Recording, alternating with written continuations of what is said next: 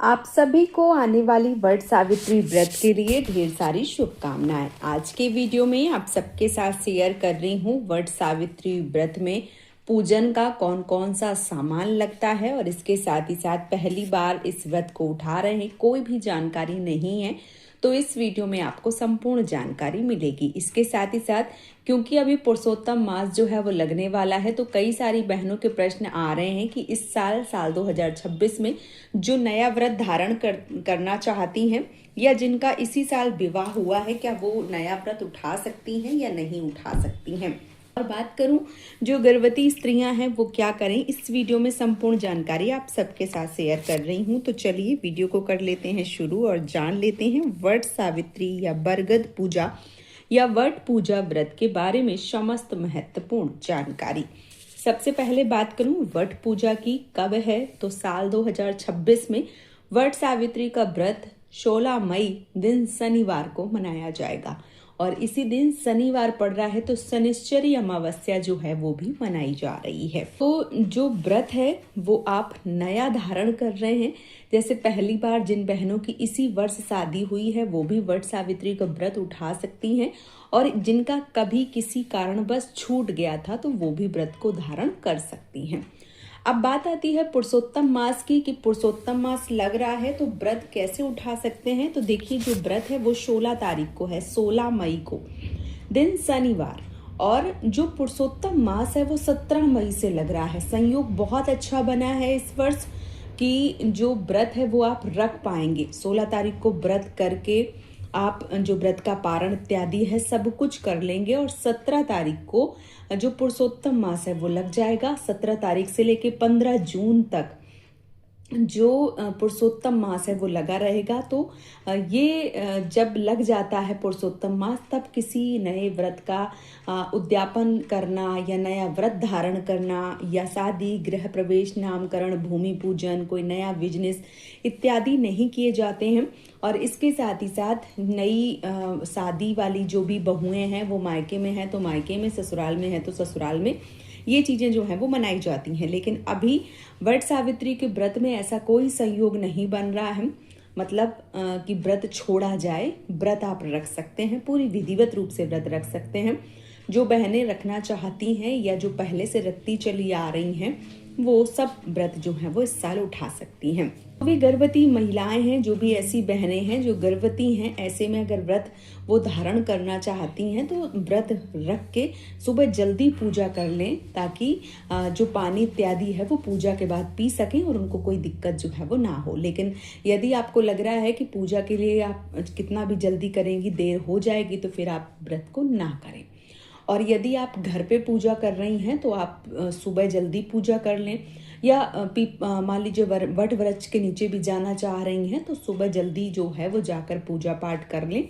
और यदि आपका 1, 2, 3 या 5, 6 महीने तक है तब आप वट वृक्ष के नीचे जाकर पूजा कर सकती हैं। यदि आपका 7वां महीना चल रहा है या 8वां महीना चल रहा है या 9वां महीना चल रहा है तो कोशिश करिए घर पे बैठ के पूजा करें। आप ऐसी अवस्था में बाहर ना जाएं, क्योंकि बहुत सारी नकारात्मक ऊर्जा टहलती घूमती रहती हैं और ऐसे में आप तैयार होकर जाएंगी तो ये उचित नहीं रहेगा। तो ऐसे में आप कोशिश करिए कि घर पे ही बैठ के डाल मंगा लीजिए और बैठ के ही आराम से पूजा जो है वो कर सकती हैं। ये आपके लिए ज़्यादा उत्तम है।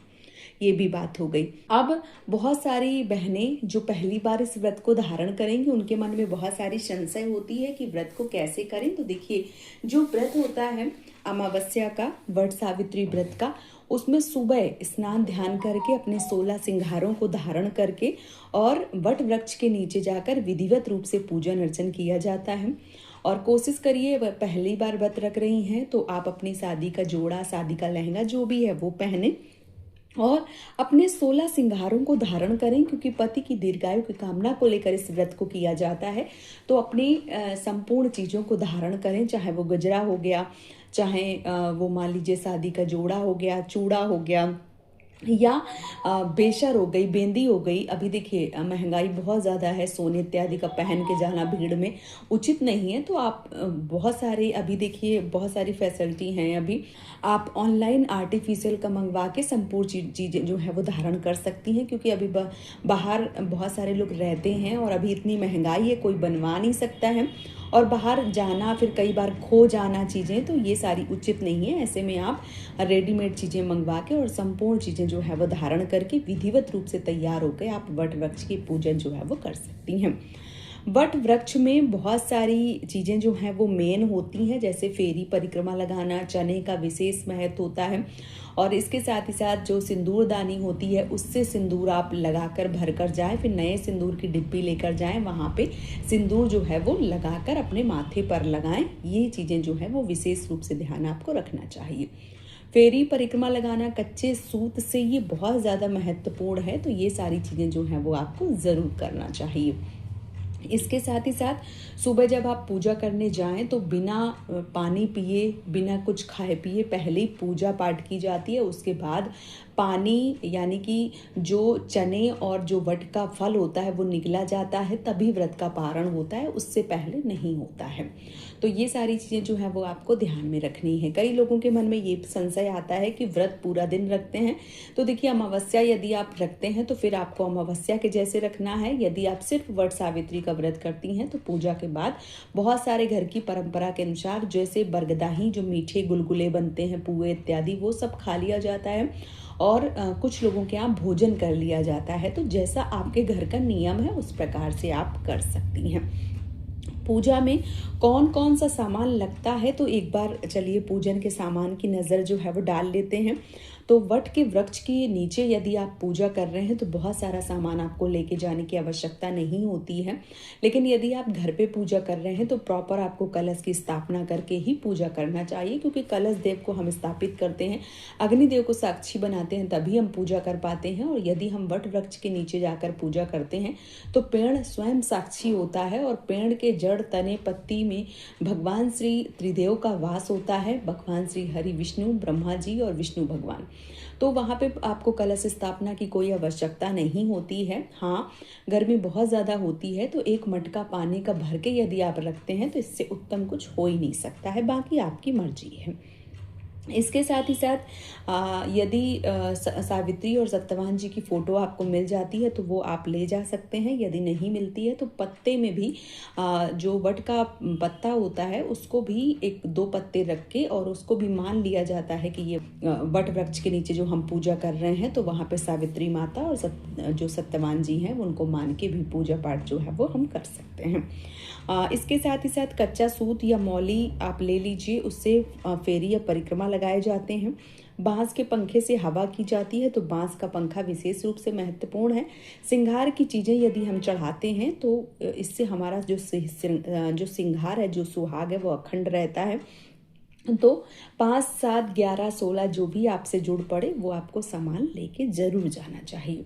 इसके साथ ही साथ 2 खरबूजे लगते हैं, एक खरबूजा वहीं पे छोड़ दिया जाता है, एक अपने गोदी में लिया जाता है आंचल में। और यदि खरबूजा नहीं है तो जो भी फल मौसम के हिसाब से, आम, लीची जो भी मिल जाए वो आपको लेने होते हैं। ऐपन आपको लेना होता है, ऐपन से हाथे जो हैं वो लगाए जाते हैं। भीगे हुए चने, अंकुरित चने अगर लेके जाते हैं तो ये सर्वश्रेष्ठ है।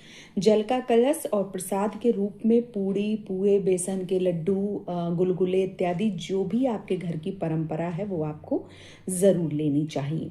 ठीक है। इसके साथ ही साथ वट वृक्ष में चढ़ाने के लिए कोई भी आप लाल या पीला कपड़ा ले लीजिए और जो भी पकवान आपके घर में बनते हैं वो आप पकवान ले लीजिए। अक्षत, हल्दी, कुमकुम, रोली, चंदन, अगरबत्ती, धूप बत्ती, दीपक, घी, तेल, रुई, पान के पत्ते, सुपारी, लौंग, इलायची, इत्र और वट सावित्री व्रत की जो पुस्तक आती है जिसमें कथा होती है वो, और बांस का पंखा, बांस की टोकरी और दान करने के लिए सामान, मिठाई इत्यादि जो भी आपके घर में चलता है वो आपको संपूर्ण चीज़ें लेकर जाना चाहिए। यहाँ पे मैं एक चीज़ बोलना चाहूँगी, जो भी सामान आपको मिल जाता है वो आप लेके जाएं। यदि कोई सामान मान लीजिए कि नहीं मिल रहा है किसी कारणवश, तो बहुत ज़्यादा आपको परेशान होने की आवश्यकता नहीं होती है। कम से कम सामान या ज़्यादा से ज़्यादा सामान, जो भी सामान मिल जाता है उससे आप पूजा जो है वो कर सकते हैं। अगर मान लीजिए कोई चीज़ नहीं मिलती है तो फिर जो चीज़ें मिलती हैं उसी से आपको पूजन जो है वो कर लेना चाहिए।